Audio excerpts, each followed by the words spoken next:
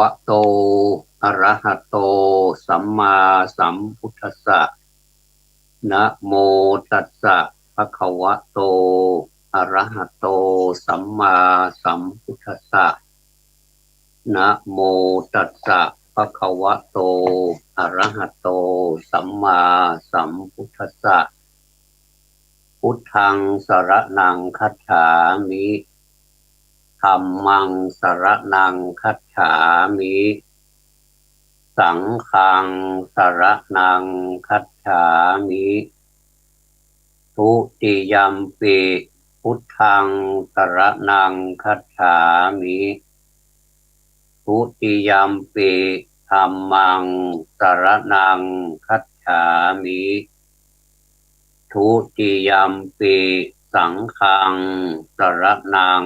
คัจฉามิตติยัมปิพุทธังสรณังคัจฉามิตติยัมปิธัมมังสรณังคัจฉามิตติยัมปิสังฆังสรณังคัจฉามิปานาติปาตาเวระมณีสิกขาปะทังสมาธิยามิอาทินนาทานาเวระมณีสิกขาปะทังสมาธิยามิกาเมสุมิจฉาจาราเวระมณีสิกขาปะทังสมาธิยามิมุสาวาทาเวระมณี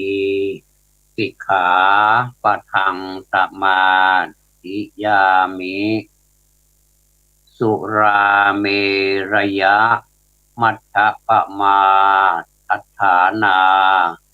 เวระมณีสิกขาปะทังสมา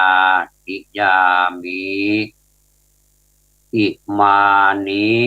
ทัสสะสิกขาปทานิสีเลนะสุขติงยันติสีเลนะโภคสัมปทาสีเลนะนิพุติงยันติตัสสมาสีลังวิโสทะเย นะโมตัสสะภะคะวะโตอะระหะโตสัมมาสัมพุทธัสสะนะโมตัสสะภะคะวะโตอะระหะโตสัมมาสัมพุทธัสสะนะโมตัสสะภะคะวะโตอะระหะโตสัมมาสัมพุทธัสสะ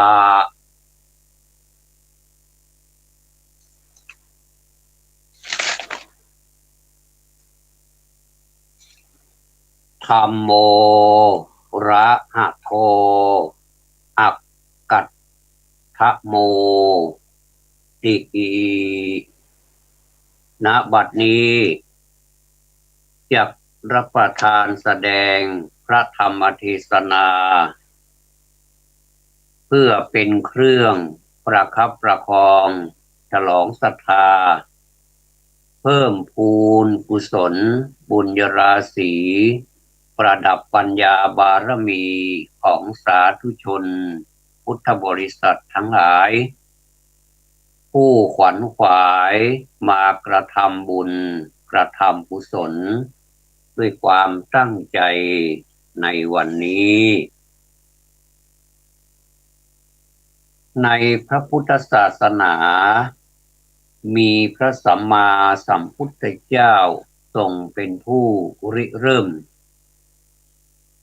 กว่าจะได้มาต้องใช้เวลานานและใช้การต่อสู้ความอดทนแบบเอาชีวิตเข้าแลก เอาชีวิตเป็นเดิมพันจวบจนกระทั่งมาถึงบัดนี้พระธรรมซึ่งเป็นคำสั่งสอนของพระองค์ท่านก็ยังขจรกระจายไปทั่วโลกผู้ใดเคารพผู้ใดนับถือ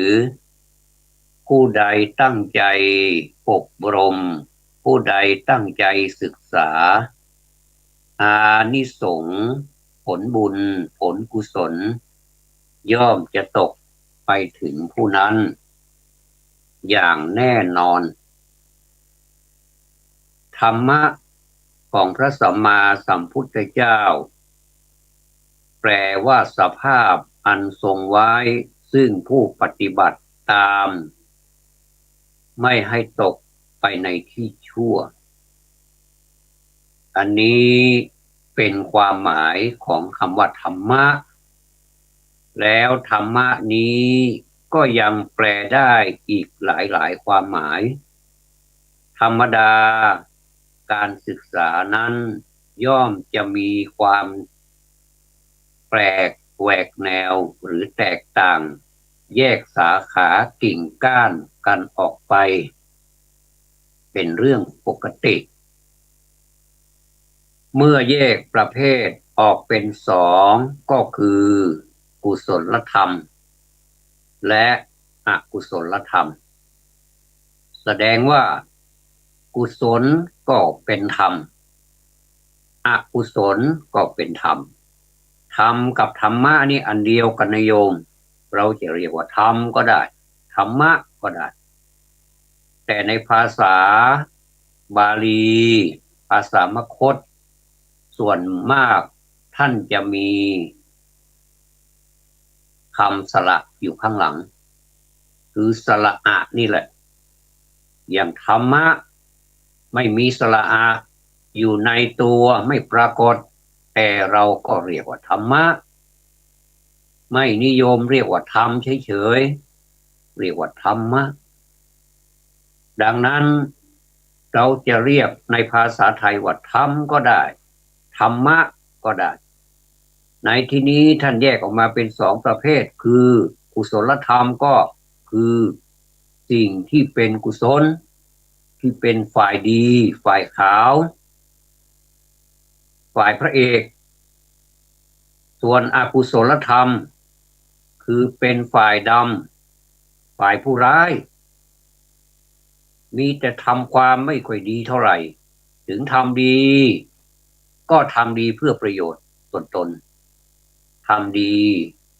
เพื่อหวังผลประโยชน์อันนี้เป็นฝ่ายผู้ร้ายผู้ร้ายผู้ร้ายนี่ถ้าจะมองในแง่ของการแสดงคนเกลียดกันจังเลยแต่ว่าถ้าเรามองให้ลึกๆถ้าหนังก็ดีละครก็ดีการแสดงอะไรก็ดีถ้าไม่มีผู้ร้ายมันก็ไม่สนุกดังนั้นจะต้องมีผู้ร้ายเมื่อผู้ร้ายมันปรากฏก็ต้องมีฝ่ายผู้ดีหรือฝ่ายพระเอกนางเอกปรากฏเมื่อสิ่งดีสิ่งไม่ดีมันปรากฏ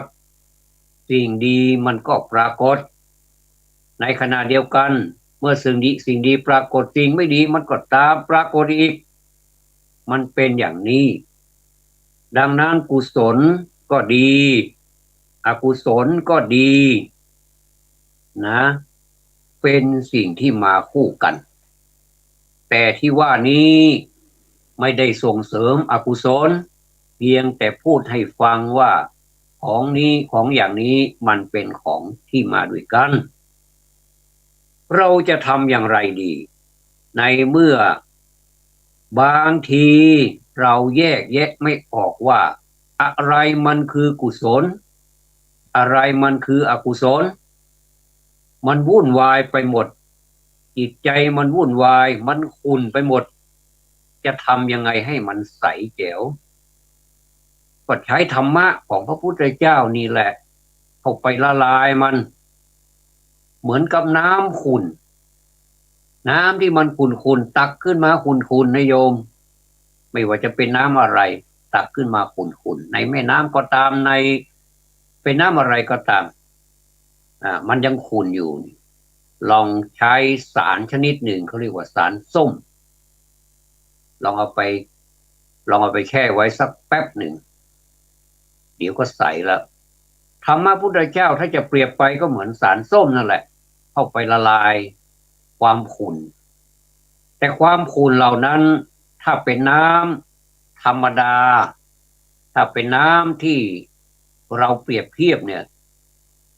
มันจะนอนก้นเขาเรียกว่ามันจะอยู่ที่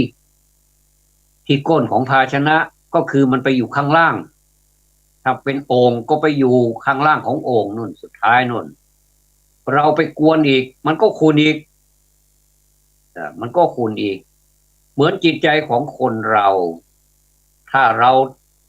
ถ้าเราใช้ธรรมะของพระพุทธเจ้าเข้าไปสลายมันแล้วเนี่ย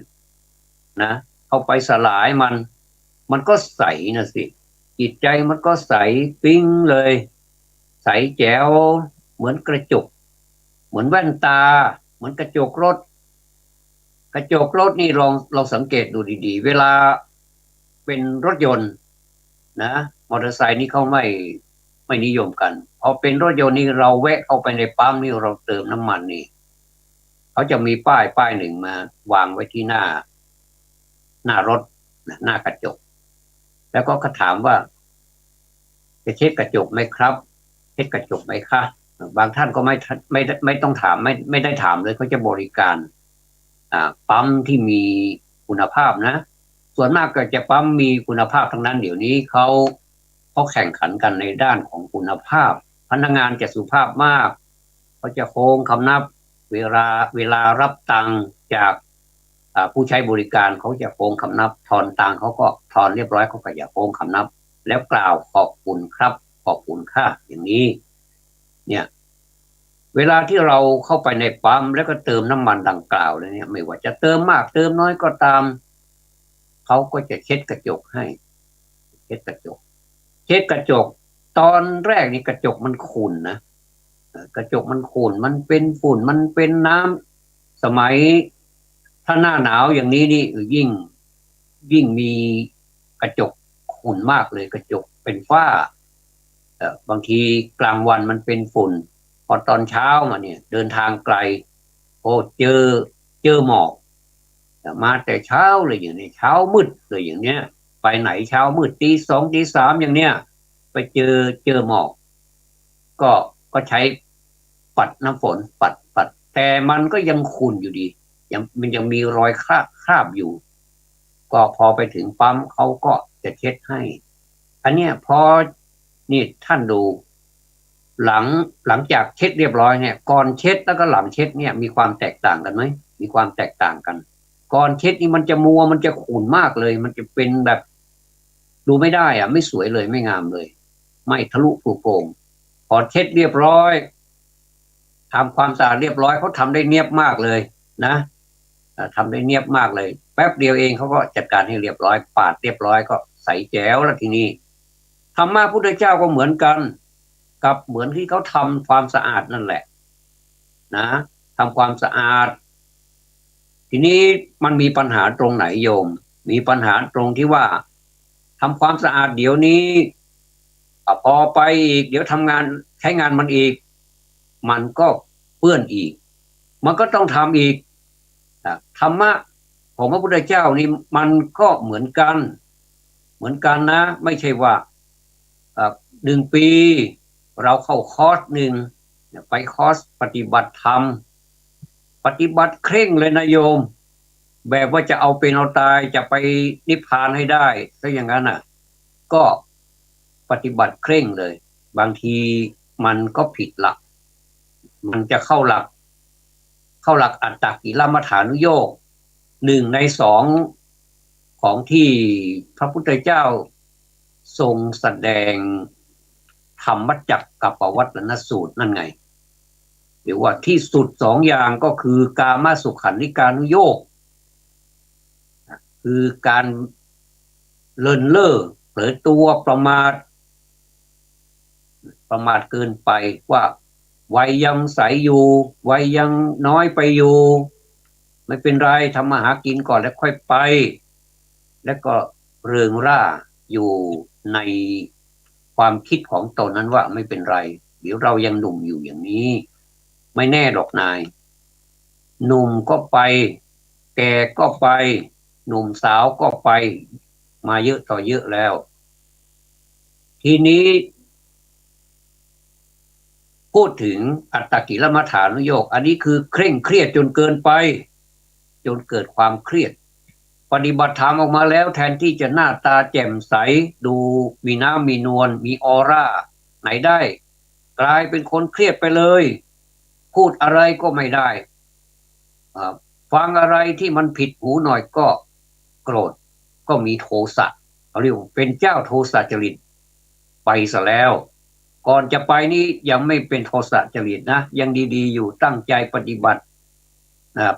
กลับมาแล้วเป็นเจ้าโทสะจริตเลยยังไม่พอแถมให้อีกเป็นโมหะจริตอีกต่างหากรวมความแล้วก็มาด้วยกันเลย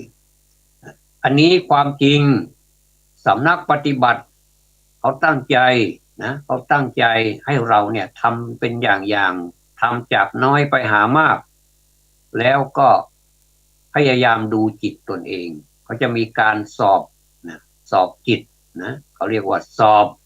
ทดสอบสภาวะจิตของเราที่เราปฏิบัติมาเนี่ยว่าเป็นยังไงบ้างเราก็พูดให้ท่านฟังท่านก็จะมาวิเคราะห์และท่านจะแนะนำอันนี้ดีมากพูดถึงว่าการปฏิบัติแต่เรานะสิอันนี้พูดถึงเรานะพูดถึงเราบางคนนะบางคนซึ่งมันไม่ถูกต้องเนี่ยเมื่อไปปฏิบัติมาแล้วเนี่ยพอกลับมาบ้านก็เหมือนอย่างเดิมหรือว่ามีอะไรที่มากกว่าเดิมแต่ที่มากนี้มันเป็นไปในทางที่มันเป็นลบอย่างนี้ไม่ดีนะโยมวัตถุประสงค์หรือเป้าหมายของการปฏิบัติธรรมเนี่ยท่านให้มีความยิ้มแย้มแจ่มใสให้ปล่อยวางให้วางเฉยแต่ไม่ได้เฉยเมยให้วางเฉยในสิ่งที่เราช่วยไม่ได้นะในสิ่งที่เราช่วยไม่ได้เช่นคนมันจะติดคุกอย่างเงี้ยนะเข้าเรือนจำอย่างเนี้ยก็เพราะกรรมที่เขาท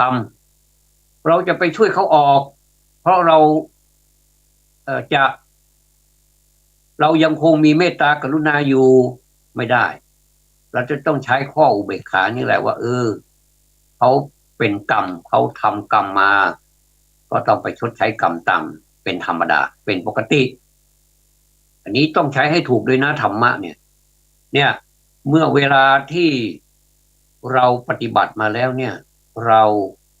เห็นว่าเป็นหนทางที่ดีมันพอดีมันเป็นมัชฌิมาปฏิปทาก็คือทางสายกลางไม่ย่อหย่อนเกินไปและไม่ตึงจนเกินไปจนขาดอย่างเงี้ยหรือว่าจวนจะขาดอย่างเงี้ยอันนี้ไม่ดีเพราะฉะนั้นเมื่อเรากลับมาบ้านแล้วนี่เราก็ปฏิบัติตัวให้เป็นปกติถ้าจะแปลไปก็ให้เป็นคนมีศีลนั่นแหละศีลก็แปลว่าปกติก็แปลว่าศีลแปลไปแปลมาก็แปลเหมือนกันนะคือปกติกายปกติวาจาให้อยู่ในอาการสงบเรียบร้อยพูดในสิ่งที่ควรพูดแต่พอประมาณไม่พูดมากจนเกินไปไม่พูดน้อยจนเกินไปหรือว่าไม่พูดเลยก็ไม่ได้ก็ต้องพูดบ้างเพราะปากนี่ท่านให้มาเพราะการพูด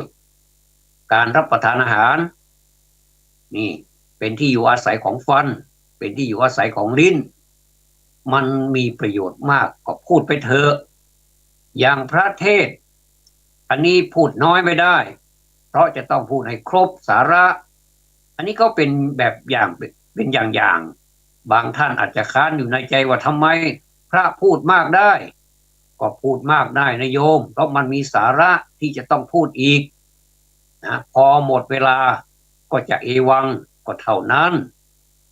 ดังนั้นเนี่ยเมื่อเรากลับมาถึงบ้านแล้วเราจะต้องใสนะจิตใจจะต้องไม่ขุ่น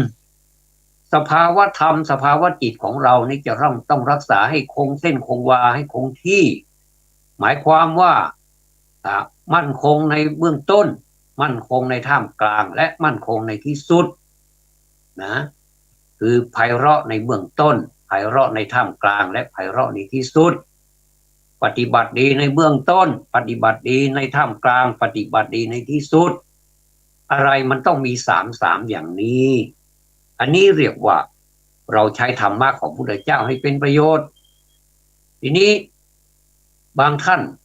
อาจจะไปโทษว่าธรรมะนี่ไม่ดีเลยจะไปดีได้ยังไงคุณปฏิบัติไม่ครบต้องปฏิบัติให้ครบหมายความว่าธรรมะท่านก็อยู่ดีๆของท่านนั่นแหละธรรมะก็เป็นธรรมชาติที่อยู่ดีๆมันเป็นนามธรรมถ้าใครไขว่คว้าเอามานะถ้าใครไขว่คว้าเอามาอันนี้พูดเร็วไม่ได้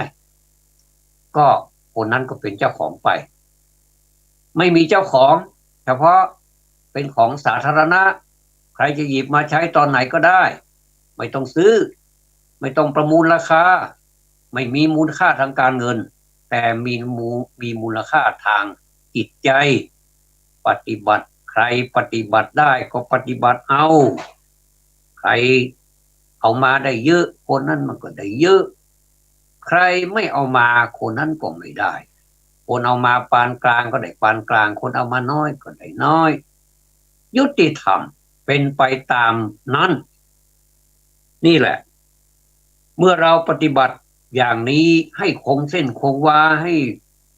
ไม่ย่อไม่ย่อนไม่ตึงเกินไปเรียกว่ามัชฌิมาปฏิปทานี้เราก็สามารถที่จะใช้มาชำระล้างจิตใจที่สกปรกให้สะอาดบริสุทธิ์ได้ทำไมถึงว่าจิตใจเราสกปรกเราต้องว่าให้ตนเองก่อนว่าวันนี้จิตใจสดใสไหมวันนี้จิตใจเป็นกุศลหรือเปล่าถ้าใจสกปรกเราคุยกับมันได้ไม่มีปัญหาและเราเองไม่โกรธหรอกเราถามตัวเองได้แรงได้ไม่แรงก็ได้สำหรับใจของเรานี่เราจะด่าตนเองก็ได้ถ้าคนเราเตือนตนเองได้เนี่ยนะโอ้สุดยอดเลยนะถ้าเตือนตนเองได้ห้ามได้อันนี้คือกุศลอันนี้คืออกุศลแยกแยะออกมาให้ถูกได้เนี่ยถ้าอย่างนี้นะคุณถูกต้องตามธรรมที่องค์สมเด็จพระสัมมาสัมพุทธเจ้าได้ตรัสเอาไว้ไม่เสียทีนะไม่เสียทีเป็นชาวพุทธเนี่ยเราก็ปฏิบัติไปตามสติกำลังศรัทธาของผู้ประพฤติปฏิบัตินั่นแหละจะให้ผลตามนั้นซึ่งก่อให้เกิดประโยชน์และความสุขทั้งในโลกนี้และโลกหน้าตามสมควรแก่การปฏิบัติอย่างที่ว่าใครปฏิบัติมากก็ได้มากใครปฏิบัติน้อยก็ได้น้อยนะเปรียบเหมือนห่วงน้ำไม่มีเปลือกต้มสามารถที่จะนำมาดื่มกินและนำไปใช้เป็นประโยชน์อย่างอื่นได้ด้วยนี่ท่านทั้งหลายสมดังพุทธศาสนสุภาษิตที่ได้ตั้งเป็นนิเขปบทเบื้องต้นนั้นว่าธัมโมระหะโทอักกัตถโมแปลว่าธรรมเหมือนห่วงน้ำไม่มีต้มห่วงน้ำไม่มีต้มอันนี้เป็นความหมายลึกซึ้งซึ่งน้ำนี่มันเป็นน้ำที่ใสไม่มีเปลือกต้มไม่มีสิ่งที่สกปรกเข้ามาปนเจือถึงมีเราก็กำจัดไปได้อย่าคิดว่าเรานี่จะใสทุกวันนะเราก็มีสิทธิ์ที่จะขุ่นได้และ คุณได้ทุกเวลาด้วยเพราะจิตใจของเรานี้มันเหมือนลิงโลดแล่นไปมาเดี๋ยวไปซ้ายเดี๋ยวไปขวาเดี๋ยวขึ้นเดี๋ยวลงเดี๋ยวอยากไปโน่นเดี๋ยวอยากไปนี่มันไม่แน่นอนไม่คงที่คงวาไม่คงที่นะเพราะฉะนั้นนี่เมื่อมันเหมือนลิงเราก็จับมามัดซะจับมามัดจับลิงมามัดอันนี้เปรียบเทียบนะจับใจของตนเองเนี่ยมามัดแล้วก็สั่งสอนมันให้อยู่อย่าไปโซนมากนักนะอย่าไปโซนมากนักนะหนูอย่างเนี้ยสอนตัวเองให้พอดีพอดีแต่ถ้าปล่อยให้มันไปมันก็ไปไหนก็ไม่รู้จิตใจของเราก็ฟุ้งซ่านไปเรื่อยเปื่อยนะไม่มีประมาณและไม่มีสาระไปเรื่อยนี่แหละดังนั้นนี่คนเรานี่จะทำยังไงให้เราจิตใจของเราสงบโยมทำวัดเช้าไหมล่ะโยมสวดมนต์ทำวัดเย็นบ้างไหมเวลาโยมทำวัดโยมแปลบ้างไหมล่ะหรือว่าไม่แปลก็ได้ถ้าจิตใจสงบเราจะทำแต่ถ้าเราแปลเนี่ยมันดีสำหรับเราที่ว่าเราสามารถที่จะรู้ได้อย่างเราทำวัดเช้าอย่างนี้นะพอเขาขึ้นหัวหน้าขึ้นหันธรรมยังพุทธาภิกขิติงกโรมะเสเห็นนะเราก็รับพร้อมกันนะพุทธวรหันตวรตาทิคุณาพิยุตโตถ้าเราแปลถ้าเราไม่แปลแล้วก็เป็นอย่างนี้แล้วก็ไปเรื่อยๆสุทธาพิยนากรุณาหิสมาคตโตโอเทสิโยสุชนะตังกะมะลังวสุโรไม่ได้แปลนะเราไม่รู้ความหมายก็เสียดายก็แปลสักหน่อยก็ดีเราลองแปลดูนะพุทธวารหันตวรตาทิคุณาพิยุตโตพระพุทธเจ้าประกอบด้วยคุณมีความประพฤติแห่งอรหันตคุณเป็นต้นนี่มาแล้วเนี่ยเป็นภาษาบาลีแล้วเราถอดมาเป็นภาษาไทยได้กำไรไปอีกทอดหนึ่งนะกำไรทอดแรกคือรักษารากศัพท์ของพุทธพจน์ไว้คำว่าพุทธวาระหันตะวรตาธิพุนาพิยุตโตมีคำแปลหมดทุกขั้นตอนแปลว่าพระพุทธเจ้าประกอบด้วยคุณมีความประเสริฐแห่งอรหันตคุณนะอรหันตวราธิคุณาพิยุตโตมีความประเสริฐแห่งอรหันตคุณเป็นต้นอาทินี่เป็นต้นต่อมาสุทธาพิยานกรุณาหิสมาคตโตมีพระองค์อันประกอบด้วยพระญาณและพระกรุณาอันบริสุทธิ์โอ้ไพเราะดีนะไพเราะในเบื้องต้นท่ามกลางและที่สุดเลยโคเทสิโยสุชนตังกะมะลังวะสูโรพระองค์ใดทรงกระทำชนที่ดีให้เบิกบานดุจอาทิตย์ทำบัวให้บานนี่โคเทสิโยสุชนตังกะมะลังวะสูโรพระองค์ใดทรงกระทำชนที่ดีให้เบิกบานดุจอาทิตย์ทำบัวให้บานอันนี้จะขอวิเคราะห์คำว่าชนที่ดีทำชนที่ดีพระองค์ทรงมีพระมหากรุณาธิคุณและมีความฉลาดในธรรมเวลาที่จะไปตรัสโปรดใครเนี่ยพระองค์จะทรงวิเคราะห์ก่อนว่าคนนั้นเขามีคุณธรรมเขามีคุณสมบัติที่จะบรรลุธรรมได้ไหมพระองค์ก็จะรีบเสด็จไปอันนี้แสดงว่าที่ไปโปรดนี้เป็นชนที่ดีเป็นคนที่ดีหรือว่า บางทีเป็นคนผู้ดีในคราบผู้ร้าย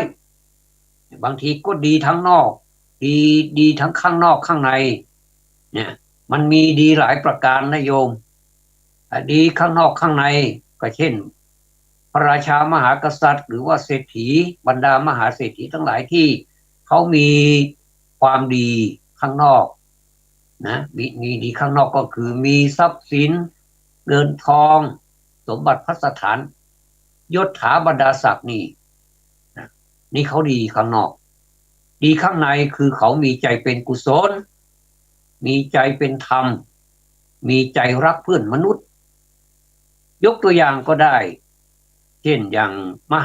างอนาถปิณฑิกะเศรษฐีเนี่ยซึ่งเป็นเศรษฐีที่ดีทั้งข้างนอกดีทั้งข้างในเนี่ยและก็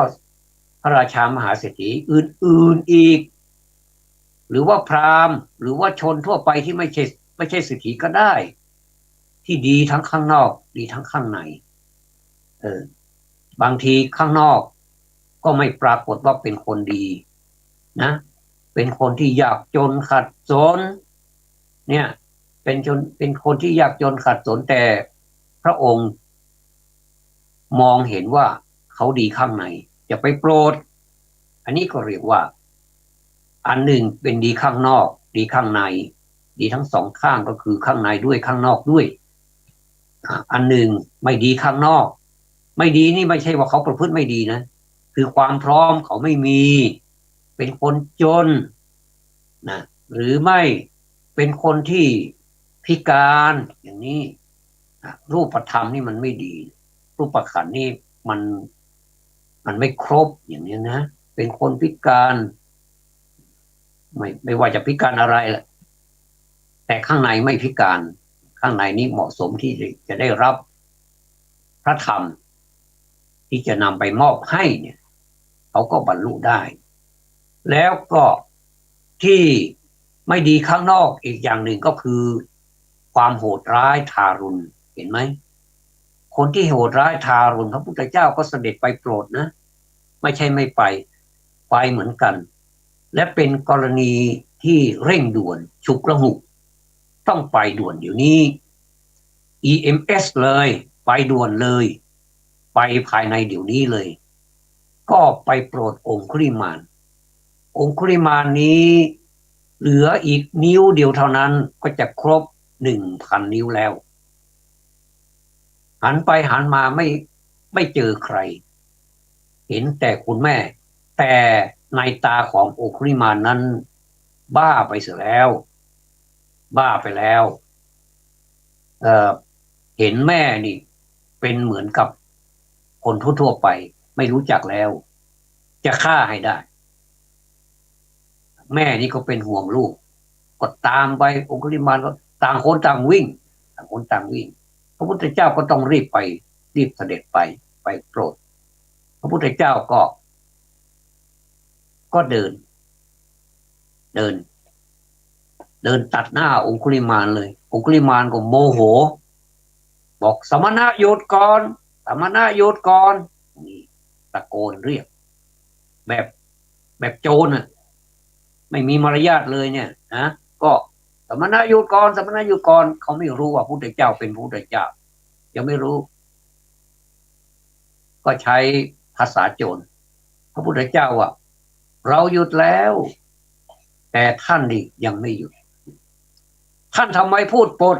ท่านเป็นสมณะทำไมพูดปดกับข้าพเจ้าท่านบอกว่าท่านหยุดแล้วทำไมท่านไม่หยุดเราหยุดแล้วแต่ท่านนั่นแหละยังไม่หยุดองคุลิมานมีปัญญาอยู่แล้วมีบารมีเป็นทุนอยู่แล้วเนี่ยเขาก็ได้สติวางขวานวางมีดลงและก็นั่งคุกเข่าประนมมือไหว้ฉลอยว่าบุคคลผู้นี้จะมาโปรดเราเป็นแน่แท้ทีเดียวพระพุทธเจ้าก็สั่งสอนท่านในที่สุดก็ขอบรรพชาอุปสมบทท่านจงเป็นภิกษุมาเถิดทำอันเรากล่าวดีแล้วท่านจงประพฤติพรหมจรรย์ เพื่อให้ถึงที่สุดแห่งทุกข์เถิดอย่างนี้ก็สำเร็จเป็นพระแล้วอันนี้คือองคุลิมานซึ่งมีความเหี้ยมโหดที่สุดในยุคสมัยนั้นคือฆ่าคนเป็นว่าเล่นเห็นคนเป็นเกมกีฬาเห็นคนก็สับเลยแล้วก็ตัดนิ้วมือเลยอย่างนี้อันนี้เขาเรียกว่าโหดข้างนอกแต่ดีข้างในถ้าไม่มีพระพุทธเจ้าไปโปรดองคุลิมานก็จะไม่ได้เป็นพระอรหันต์ก็จะเสียโอกาสพระพุทธเจ้าต้องรีบไปทั้งที่ตอนเช้ายังไม่ได้ฉันพระกยาหารเลยอย่างนี้ไปเลยไปโปรดองคุลิมานซึ่งในขณะนั้นในชาวบ้านชาวเมืองว้าวุ่นวายกันไปทั่วบ้านทั่วเมืองพระเจ้าแผ่นดินก็เกณฑ์ทหารออกไปจับองคุลิมานไปจับไม่ได้สักทีพละกำลังเหลือประมาณจริงๆไม่มีใครจับองคุลิมานได้แต่พระพุทธเจ้าจับได้โดยไม่ได้ใช้อาวุธเลยไม่ได้ใช้มีดสักเล่มไม่ได้ใช้ดาบไม่ได้ใช้ขวานอะไรสักอย่างอาวุธของพระพุทธเจ้าคือธรรมะแท้ๆนี่แหละสามารถสยบองคุลิมานได้อันนี้ต้องสาธุ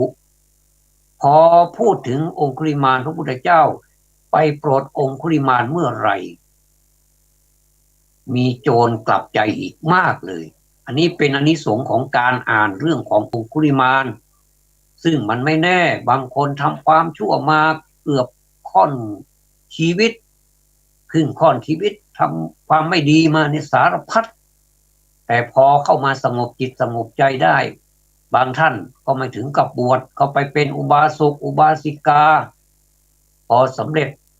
พอตนเองนี่รู้มาว่าสภาวะจิตเป็นอย่างนี้ก็สั่งสอนให้คนอื่นได้รู้ตามอีก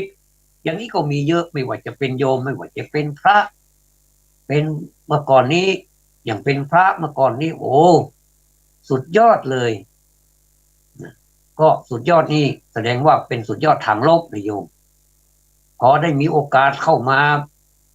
อุปสมบทหรือเข้ามาบวชในพระพุทธศาสนากลายเป็นคนละคนไปเลยสามารถยังชีพของตนเองที่ไม่เคยลิ้มชิมรสมาก่อนว่ามันเป็นยังไงก็มาเจอรสพระธรรมโอ้อยู่หมัดเลยอย่างนี้เขาเรียกว่าไม่ดีข้างนอกมาก่อนแต่พอมาเจอรสพระธรรมกลายเป็นดีข้างนอกด้วยดีข้างในด้วยและก็เท่ากับดีมากนี่เพราะฉะนั้นพูดถึงเรื่องดีมันก็พูดได้เยอะเพราะมันมีตัวอย่างที่เราจะต้องพูดถึงเยอะอย่างไรแล้วถ้าเราจะมาพูดถึงในกรณีดีหรือไม่ดีกุศลหรืออกุศลเนี่ยเราก็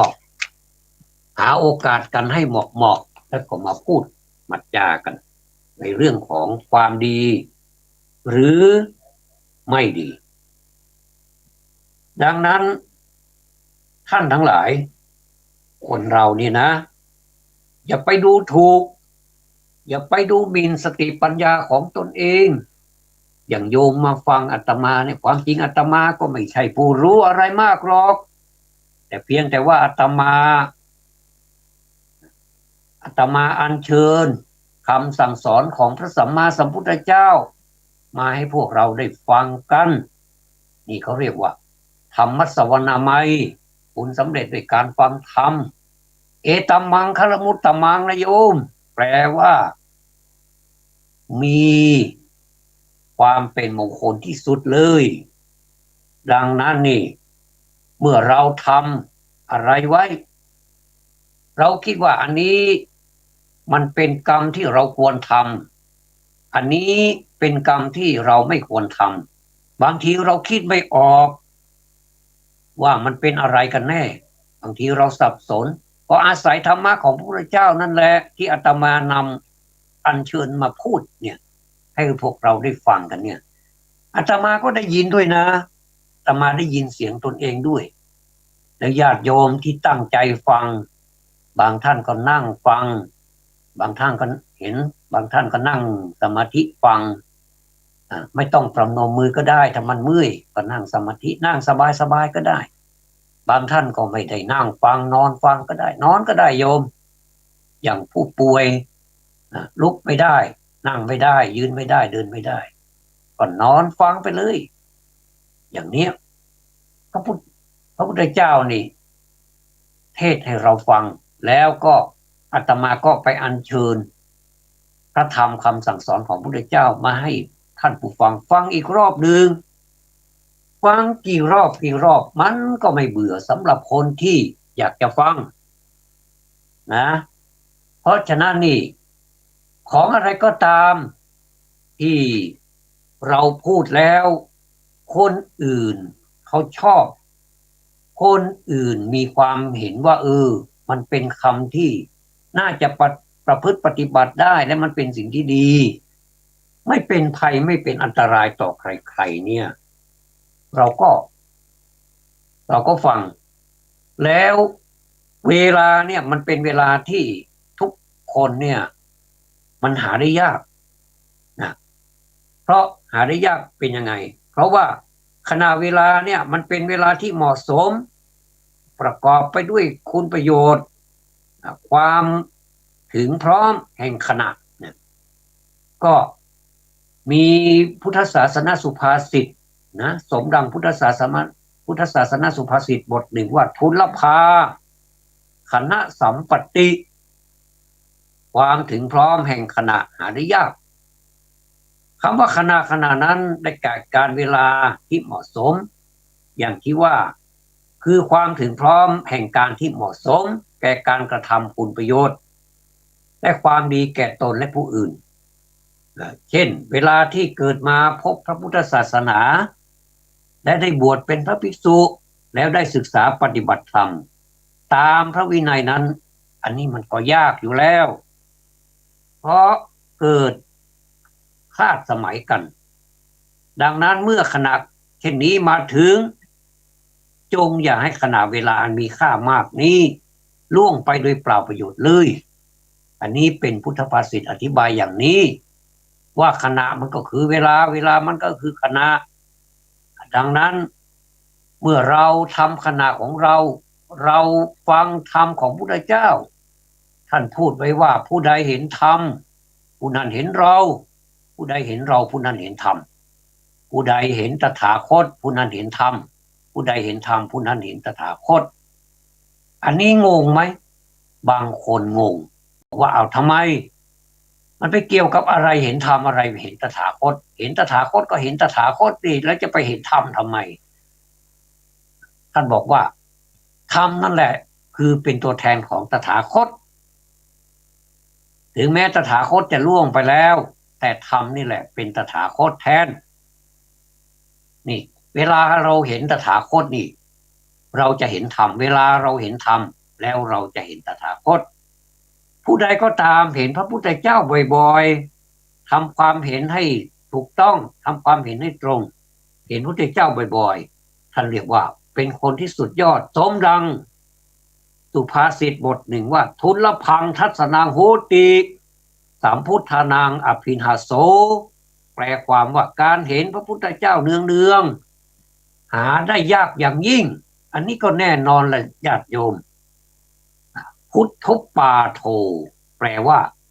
ความอุบัติเกิดขึ้นแห่งพระพุทธเจ้านั้นเป็นการยากอย่างยิ่งเพราะบุคคลผู้เกิดมาเป็นพระพุทธเจ้านั้นจะต้องบำเพ็ญบารมีสั่งสมบุญมาเป็นเวลา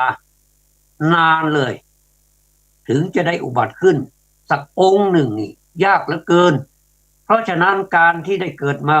แล้วพบเห็นพระพุทธเจ้าจึงนับว่าเป็นการยากจริงๆเพราะว่าคนส่วนมากจะเกิดคลาดสมัยกัน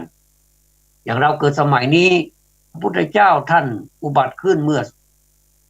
2,000 ปีก่อนเนี่ย 2,000 กว่าปีก่อนเนี่ยเกือบ 3,000 เนี่ยแหละเข้ามาเกือบ 3,000 ปีนี่แหละ2,565 ปีมานี้ละบุคคลผู้ใดพบพระพุทธองค์ย่อมประสบแต่ความดีและประโยชน์สุขฝ่ายเดียวนะโยม แต่ว่าในขณะนี้พระพุทธองค์ทรงปรินิพพานมาแล้วเนี่ยนานมาแล้วเนี่ยแล้วจะเห็นพระองค์ได้ที่ไหนอันนี้เป็นคำถามพระองค์ตรัสว่าผู้ใดเห็นธรรมผู้นั้นเห็นเราเพราะฉะนั้นจงมั่นปฏิบัติธรรมอยู่เนืองๆมีปกติอยู่ด้วยความไม่ประมาทเถิดเมื่อรู้แจ้งเห็นจริงแล้วก็จะได้ชื่อว่าได้พบเห็นพระพุทธเจ้าเช่นกันดังนั้นเราจะมานั่งเสียใจกันทำไมว่าเราทำไมไม่เกิดในสมัยพุทธกาลเราทำไมอย่างนั้นอย่างนี้ก็เจอแล้วไงเราเห็นพระธรรมของพระพุทธเจ้าแล้วไงแล้วเราจึงเห็นพระพุทธเจ้าผู้ใดเห็นเราผู้นั้นเห็นธรรมผู้ใดเห็นธรรมผู้นั้นเห็นเราอันนี้เลยญาติโยมทั้งหลายผู้ใดเกิดมาพบพระพุทธศาสนาเป็นคนที่มีโชคนะโยมโยมก็มีโชคอาตมาก็มีลาภมีโชคมีลาภเหมือนกันนี่นะสทาโสถีพระวันตุเตนี่นะขอให้ความสุขสวัสดีจงมีแก่ท่านเนี่ยทั้งหลายเนี่ยเราไปทางไหนเราก็สวัสดีสวัสดีนี่นะเราอวยพรให้กันตลอดสวัสดีสวัสดีถ้าเป็นพระระหว่างอาวุโสกับพันเตอาวุโสก็เป็นพระผู้น้อยพันเตก็เป็นพระผู้ใหญ่เราเป็นผู้น้อยนี่เราต้องไปพันเตแต่ท่านผู้เจริญถ้าเป็นพระท่านผู้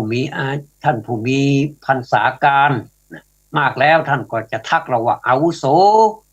นี่เป็นภาษาพระไพเราะดีนะเหมือนคน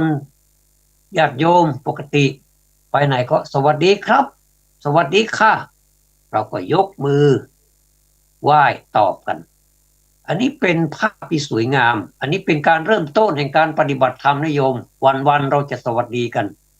ไม่ใช่ว่าเราไม่ปฏิบัติธรรมนะเราปฏิบัติธรรมแต่เราไม่เคยสนใจว่าอันนี้คือการปฏิบัติธรรมแล้วยังไงต่อไปถ้าสวัสดีแล้วเราจะถามประโยคต่อไปก็ว่าส่วนใหญ่เราจะถามว่าสบายดีหรือสบายดีครับท่านและท่านสบายดีหรือครับอันนี้เขาปฏิบัติธรรมนะโยมแล้วเป็นยังไงบ้างความเป็นอยู่เศรษฐกิจเป็นยังไงบ้างอย่างนี้เราก็จะถามกันและสุดท้ายเราก็จะถามถึงสุขถึงทุกข์ว่าคนเราเกิดมาก็พี่เอ๋ยน้องเอ๋ยมันก็มีความทุกข์บ้างสุขบ้างเป็นธรรมดานะอย่างนี้เราก็เข้าถึงแก่นมันตอนแรกๆก็ถึงกับพีก่อนแล้วก็จะเข้าถึงแก่นแต่ตอนนี้อย่าหลงว่าตัวเองเข้าถึงแก่นแล้วสำเร็จเลยนะไม่ได้มันต้องเข้าทุกวันทุกเวลามีโอกาสก็สนทนาธรรมกันไม่ต้องไปเครียดอะไรมากสนทนากันแบบสนุกก็ได้มีอะไรแทรกเข้าไปให้มันสนุกก็ได้อันนี้เรียกว่าการสนทนาธรรมนะเอตัมมังคลมุตตัมมังนโยมก็แปลว่าการสนทนาธรรมก็เป็นมงคลอันสูงสุดอีกนะยังในมงคล38ประการนั้นมีเวลาแล้วเราจะมาทบทวนให้กันฟังอีกนี่คือหลักธรรมะที่อาตมาภาพได้นำมาแสดงในวันนี้เริ่มต้นด้วยธัมโมระหะโทอักกัทโมทำเหมือนห้วงน้ำไม่มีต้นเป็นน้ำที่สะอาดใสแล้วก็ต่อมาก็อธิบายถึงธรรมะของพระพุทธเจ้าแล้วการพบเจอพระพุทธเจ้าเห็นธรรมะพุทธเจ้าก็เหมือนเห็นพระพุทธเจ้านั่นแหละเพื่อให้ญาติโยมทั้งหลายได้มีความปีติในธรรมเมื่อได้ฟังธรรมแล้วนำไปประพฤติปฏิบัติได้ให้สมควรแก่ธรรมดังได้พรรณนามาเทศนาปริโยสาเนในการเป็นที่สุดแห่งพระธรรมเทศนานี้ขออานุภาพ แห่งพระพุทธเจ้าอานุภาพแห่งพระสัทธรรมอันพระพุทธเจ้าตรัสไว้ดีแล้วอานุภาพแห่งพระสังฆรัตนะคือพระสงฆ์ผู้เป็นอริยสงฆ์และผู้เป็นสมมุติสงฆ์ผู้ประพฤติดีปฏิบัติชอบประพฤติตรงประพฤติสมควรขอโอกาสอัญเชิญมาเป็นตบะเป็นเดชะเป็นพลวะปัจจัยส่งเสริมกุศลบุญราศีของญาติโยมพุทธบริษัททั้งหลายผู้มีจิตศรัทธาความเชื่อปัสสาทะความเลื่อมใสในพระรัตนตรัยพากันมาบูชาโดยมีดอกไม้ธูปเทียนมาบูชาประนมมือไหว้สักการะด้วยความเคารพเอื้อเฟื้อด้วยความเคารพอันเกิดจากกายวาจาและจิตใจอันบริสุทธิ์ปราศจากมรมลทินทั้งหลายทั้งปวงใช้โอกาสนี้ตักตวงโอกาสนี้ให้มากเหมือนกับน้ำขึ้นให้รีบตักฉันใดบุคคลผู้รีบตักเอาน้ำพระธรรมคำสั่งสอนขององค์สมเด็จพระสัมมาสัมพุทธเจ้ามีความขยันหมั่นเพียรในการตักน้ำมาใส่จิตใส่ใจให้บริสุทธิ์ตักน้ำพระธรรมคำสั่งสอนนั้นมาชำระล้างบนร่างกายซึ่งสกปรกโสโครกไปด้วยกิเลสมีโลภมีโกรธมีหลงเป็นไฟเรียกว่าไฟเกิดจากความโลภความอยากคือราคะคิไฟเกิดจากความโกรธโทสักคิไฟเกิดจากความหลงโมหคิเป็นไฟที่เผารนจิตใจของสัตว์ทั้งหลายทั้งปวงในโลกนี้ขอให้มาลายหายไปยิ่งอาบเท่าไรก็ยิ่งเบิกบานเท่านั้นยิ่งมันขยันอาบด้วยน้ำพระธรรมของพระพุทธเจ้าเท่าไรร่างกายก็จะสดชื่นกระปรี้กระเปร่ามีออร่าเท่านั้นขอความสุขความสวัสดีจงบังเกิดแก่ท่านสาธุชนทุกท่านมาดแม้นว่าท่านทั้งหลายมีความมุ่งหมายสิ่งใดเป็นไปที่ชอบประกอบด้วยธรรมขอความมุ่งหมายสิ่งนั้นจงพลันสำเร็จทุกประการรับประทานแสดงพระธรรมเทศนามาพอสมควรแก่เวลาจึงขอสมมุติยุติลงคงไว้แต่เพียงเท่านี้เอวังก็มีด้วยประการฉนี้อิทิตังปฏิตังตุมหังคิปะเมวัสมิชตุสพเพปูเรนตุสังกปาจันโทปันรโสยถา